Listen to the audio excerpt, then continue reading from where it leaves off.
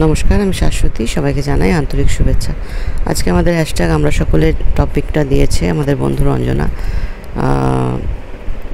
একাল আর সেকালের প্রতিবেশী আর খাওয়া দাওয়ার তফাৎ নিয়ে। প্রথমে খাওয়া দাওয়ার কথা বলি। এখন যে এত এত রকমের ফাস্ট ফুড, কত রকমের খাবার, এই রেস্টুরেন্টে যাওয়া, খাওয়া, এসব তো আমাদের জীবনে, আমার তো বয়সটা 65 পেরিয়ে 66-তে পা দেবো এই অক্টোবর মাসে। তো আমার জীবনে তো আমি এই সমস্ত কখনো দেখিনি। এই রোল টোল এসব আমার আফটার ম্যারেজ বোধহয় আমি এই রোল টোলের সন্ধান পেয়েছি। তার আগে দেখেছি কিনা আমি জানি না, মনে পড়ছে না। কারণ আমাদের ছোটোবেলায় সিঙ্গারা, চপ এটুকুনি দেখেছিলাম। আর আমাদের ঘরের খাবার খুব সাধারণ খাবার হতো। মানে আমরা খুব একটা নানা রকম খাবার, তখনকার দিনে তো এই যখন অনলাইনে খাবার আনে, এই গতকালই খেলাম, ছেলে আনলো নানা রকম সব কী সব প্রনের কি একটা আনলো, তারপরে সব মিক্সড করা যে চাউগুলো হয়, গ্রেভি চাউ, সেই আনলো, আর কী সব আনলো। মানে এগুলো খুব একটা আমি বাইরের খাবার পছন্দ করি না বলে ওকেও আনতে দিই না। তো কালকে বললো আনিমা একটু, তো আনলো। তো আমাদের সময় তো এইসব ছিল না, মা যা রান্না করতো তাই খেতাম, ভাত, ডাল, তরকারি, মাছ। আর আমাদের একটা মানে বিশেষ ইয়ে ছিল যে প্রত্যেক রবিবার করে আমাদের মাটন হতো। তখনকার দিনে চিকেন চিন্তা করা যেত না, কারণ চিকেন মানে ছিল ভীষণ বড়লোকি ব্যাপার। যে বাড়িতে, বিয়ে বাড়িতে চিকেন খাওয়া তো মানে খুব বড় লোকের ব্যাপার ছিল সেটা। এখন ঠিক তার উল্টোটাই হয়ে গেছে। এখন চিকেন হয়ে গেছে সহজলভ্য জিনিস, মাটন খাওয়াটাই বিশাল মানে চাপের। তো তখন আমাদের বাড়িতে প্রত্যেক রবিবার মাটন হতো। আর আশ্চর্য লাগে এখন আমার যে মাটন তো একটা শক্ত জিনিস, এটাকে সেদ্ধ করতে আমাদের কুকার তো লাগেই, কড়াইতে ভাবতেই পারি না। আর আমার মায়ের একটা ছোট্ট হাঁড়ি ছিল, অ্যালুমিনিয়ামের হাঁড়ি। আমরা 3 জন ছিলাম, মা, বাবা, আমি। তো ছোট্ট হাঁড়িতে করে মাংস হতো। কতটা মাংস হতো কি সেটা এখন আর আমি বলতে পারবো না, কিন্তু সেই ছোট্ট হাঁড়িটা এখনও আমার কাছে আছে। তার মধ্যে করে মায়ের মাংস হতো। আর সেই তখনকার দিনে না ছিল গ্যাস, না ছিল কিছু, জুট দিয়ে, আমার মনে আছে জুট দিয়ে, তলায় জুট দেওয়া হতো যাতে আগুনটা তাড়াতাড়ি ধরে। তার উপরে কাঠ থাকতো, ঘুঁটে থাকতো, তার উপরে কয়লা, গুড় এসব থাকতো। সেই দিয়ে উনুন ধরিয়ে সেই উনুনে সেই হাঁড়ি করে মাংস রান্না, মানে এখন তো চিন্তাই করা যায় না। তো আমাদের প্রত্যেক রবিবারে করে পাঁঠার মাংস হতো। আর যেদিন মাংস হতো সেদিনকে আমরা আর অন্য কিছু খেতাম না, পুরো ভাতটাই ওই মাংস দিয়ে খেতাম। তো আর এমনিতেই যে ব্রেকফাস্ট বা সন্ধেবেলার খাবার, এসব খাবারগুলো আমার যা ছিল সেগুলো লোকে শুনলে হাসবে। এমনি মুড়ি, কলা, দুধ, তখন কর্নফ্লেক্স কিছু ছিল না আমার ছোটোবেলায়। তখন মুড়ি, কলা, দুধ, চিড়ে কলার দুধ এগুলোই খেতাম। আর যেটা খেতাম, রুটি তরকারি খুব কম হতো, মাঝে সাঝে হতো। যারা কাজ করতো বাড়িতে তাদের জন্য মা বানাতো, মাও নিজে খেত, বাবা তো অফিসে বেরিয়ে যেত। আর আমি খুব একটা রুটি তরকারি খেতাম না। মা যেটা দিত সেটা হচ্ছে রুটির মধ্যে ঘি মাখিয়ে তার মধ্যে চিনি ছড়িয়ে রোলের মতো মুড়িয়ে দিত, আর একটা দিত রুটির মধ্যে গুড় মাখিয়ে, ঝোলা গুড় মাখিয়ে, সেটাও রোলের মতো মুড়িয়ে দিত, সেটা খেতাম। সন্ধেবেলা আমরা কী খেতাম শুনলে অবাক হবে, আমার ছেলে তো মানে ভাবতেই পারেন এসব খাওয়া যায়। মুড়ির মধ্যে ছানাটা রোজ হতো আমাদের বাড়িতে, ছানা চিনি দিয়ে মেখে মুড়ির সাথে মেখে দিত মা। বা কোনো দিন ঘি, আমাদের বাড়িতে না খুব মানে মাসের প্রথমেই একজন মানুষ এসে তাদের বাড়িতে বানানো ঘি দিয়ে যেত, মা অনেকটা ঘি রাখতো, ভীষণ সুন্দর খাঁটি ঘি ছিল। সেই ঘি দিয়ে মুড়ি মেখে দিত, চিনি ছড়িয়ে দিত, সেই খেতাম। এমনকি মনে আছে আমাদের 1 মাস করে গরমের সময় মর্নিং স্কুল হতো। সেই মর্নিং স্কুলে মা আমাকে চিড়ে, দই, চিনি দিয়ে মেখে দিয়ে দিত, এটা ছিল টিফিন। আর অন্য সময় হয়তো টিফিনে রুটি, আলু ভাজা, রুটি তরকারি, মিষ্টি এসব দিত, কিন্তু ওই মর্নিং স্কুলের সময় চিড়ে, দই মেখে দিত। মানে আমার ছেলেকে আমি ছোটোবেলাতে অভ্যাস করিয়েছিলাম এরকম রুটি গুড় দিয়ে মুড়িয়ে খেতে, তারপরে মাখন ছড়িয়ে চিনি দিয়ে খেতে। কিন্তু সে এখন বড় হয়ে কিছুতেই ওসব খাবার মুখেই তুলবে না। যাই খেতে দিই সব বলে মানে কিছুই কী দিচ্ছ, এগুলো ভালো কিছু বানিয়ে দাও, ভালো কিছু কি প্রত্যেক দিন কি বানানো যায়, এই সাধারণ জিনিসগুলো খেতে চাই না আমরা। মুড়ি, কলা, দুধ রেগুলার খেতাম, ওকে দিলেও একদিনও খাবে না। তো সেটাই বলছি, খাবার দাবারের তো অনেক তফাৎ হয়ে গেছে। এখন তো কত রকমের খাবার, ভাবতেই পারি না। আর এখন এত বয়স হয়ে যাচ্ছে না, অত কিছু খেতে পারি না। কোনো বুফে টুফেতে গিয়ে যে খাবো, খেতে পারি না, একটু খেলেই পেটটা ভরে যায়। তো সেই তখনকার খাবার অনেক, আর বিয়েবাড়িতে যে খাবার হতো সেই এখনকার বিয়েবাড়ি তো অন্যরকম, সে গিয়ে নিজে থালা নাও, নিজে খাবার নাও, নিজে খাও। কিন্তু ওখানে ওই বসতাম, তারপরে ওই যে কীরকম চেয়ারগুলো ছিল না, ফোল্ডিং চেয়ার, কাঠের ফোল্ডিং চেয়ার, আর কাঠের বেঞ্চের মতন পেতে দিত লম্বা লম্বা, তার উপরে কাগজ পেতে দিত, রোল করা কাগজ, তারপর সে কলা পাতার উপরে লম্বা একটা বোটাওয়ালা বেগুন ভাজা প্রথমে দিয়ে গেল, তারপরে সেই যা যা হতো, মাটির খুঁড়িতে জল, একজন নুন লেবু পরিবেশন করছে।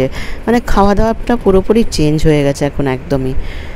আর প্রতিবেশী যদি বলি, যে এখন ফ্ল্যাট কালচার হয়ে প্রতিবেশী ব্যাপারটা একেবারেই নেই, কেউ কারোর খবরই রাখে না, সামনে বাড়িতে কী হচ্ছে সেটাই জানতে পারে না। তবে হ্যাঁ, আমাদের এখানে সেদিকটা দিয়ে অনেক বেটার। আমরা কলকাতার মধ্যেই থাকি, ফ্ল্যাটেই থাকি, কিন্তু এখানে আমার হাজব্যান্ড পাড়াতে বেশ অ্যাক্টিভ, তো ওখানে অনেক মানুষজনের সাথে মানে একটা ফোন করলেই পাওয়া যায়। যেমন আমার মনে আছে যে আমার হাজব্যান্ড তো বেশিরভাগই বাইরে বাইরে অফিস করে মানে থেকেছে, পশ্চিমবঙ্গের বাইরে। তো তখন বোধহয় ছিল কোথায়, মহারাষ্ট্র না মধ্যপ্রদেশ কোথায় ছিল। আমার শাশুড়ি প্রায়ই পড়ে যান, মাথা ঘুরে একটু গ্যাস ট্যাস হলেই পড়ে যান, তো সেগুলো সব আমাকেই সামাল দিতে হয়। হতো আর কি, হতো, এখনও হচ্ছে, এখনও অবশ্য কলকাতাতে রয়েছে। তো একবার মনে হচ্ছে মা পড়ে গেছিলো, পড়ে গিয়ে মাথাটা বেশ আলুর মতো ফুলে গেল। আমি সঙ্গে সঙ্গে বরফ টরফ দিয়ে সেটাকে অনেকটা কমালাম। তো তখন আমি ছেলেকে বললাম, ডাক্তার ডেকে নিয়ে এসো বাবু। তো ডাক্তার ডেকে নিয়ে এলো, ডাক্তার এসেই বলছে যে আপনি শিগগিরই সিটি স্ক্যানে পাঠান। সিটি স্ক্যানে পাঠালে আমি দেখছি, কিন্তু মাকে যে জল টল দিয়ে দিলাম, মানে ফোলা জায়গাতে একটু ব্যথা হবে, কিন্তু মা স্বাভাবিক নর্মাল। টিভি দেখা মায়ের নেশা, তো বললো টিভিটা চালিয়ে দিলাম, টিভি চালিয়ে দিয়েছি, টিভি দেখছে। একটা মানুষের ভেতরে যদি সমস্যা হয়, তো তার তো একটা চেহারা দেখে বোঝা যাবে, সেরকম কিছু নেই। কিন্তু ডাক্তার বলছেন যে ওনাকে সিটি স্ক্যানে পাঠান, কারণ তা নাহলে পারে ওনার কিন্তু সেরিব্রাল অ্যাটাক হতে পারে, ইন্টারনাল হ্যামারেজ হতে পারে। আমি বললাম যে ওনাকে দেখে তো এরকম কিছু মনে হচ্ছে না। বলছে এখন মনে হচ্ছে না, মাঝরাতে যদি হয়, এটা হচ্ছে বিকেলবেলার কথা, মাঝরাতে যদি হয়।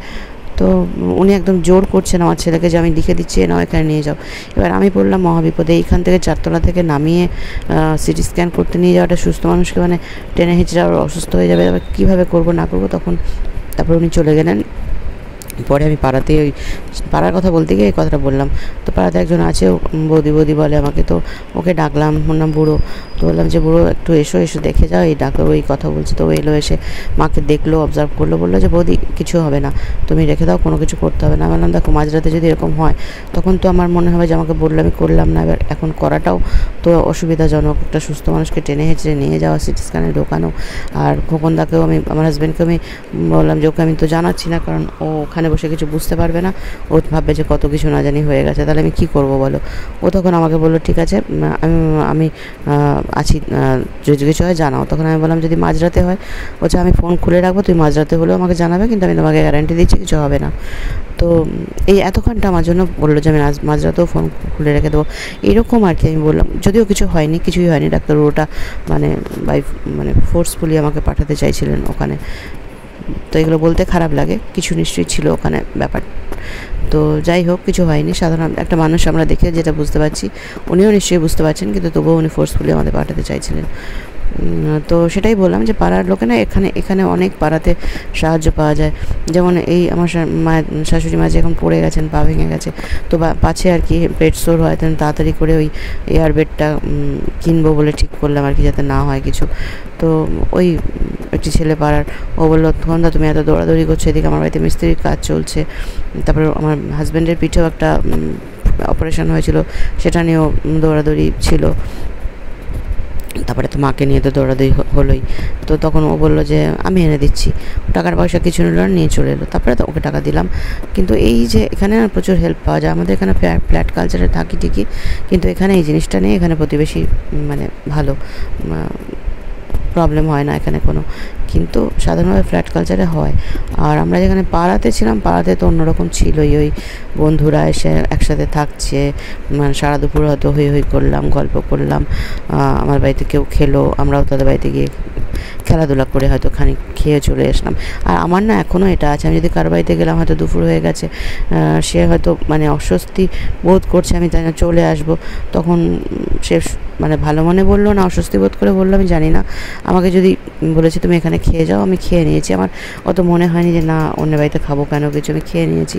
কিন্তু কারণ আমার মনের মধ্যে অত মানে চিন্তা করিনি কিছু। কিন্তু পরবর্তীকালে আমি সেটা নিয়ে কথা শুনেছি যে খেতে তো বলি ভদ্রতার ভাবে বলেছি, দুপুর হয়ে গেছে তাই অমনি খেতে বসে গেল, মানে সাধারণভাবে বাড়িতে যেরকম খাই আর কি, ভাত ডাল মাছ সব দিল, আমি খেয়ে চলে এলাম। তো পরে বুঝেছি যে না এটা আমার উচিত হয়নি, অত মানে আমি আপন ভাবলেই যে সবাই আমাকে আপন ভাববে এরম তো নয়। সুতরাং ওই একটা মিষ্টি দিল জল দিল সেটা খাওয়া আর ভাত পেরে বসে ভাত খাওয়াটা এক নয়, সেটা পরে বুঝতে পেরেছি। তো তফাৎ তো অনেক আছে, তবে হ্যাঁ আমাদের মায়েরাও বলতো আমাদের সময়, আর আমরাও বলি আমাদের সময়, আমাদের প্রত্যেকেরই তাদের মাও বলবে আমাদের সময় এই ছিল, সবাইকারই বলবে আমাদের সময় এটা ভালো ছিল ওইটা ভালো ছিল।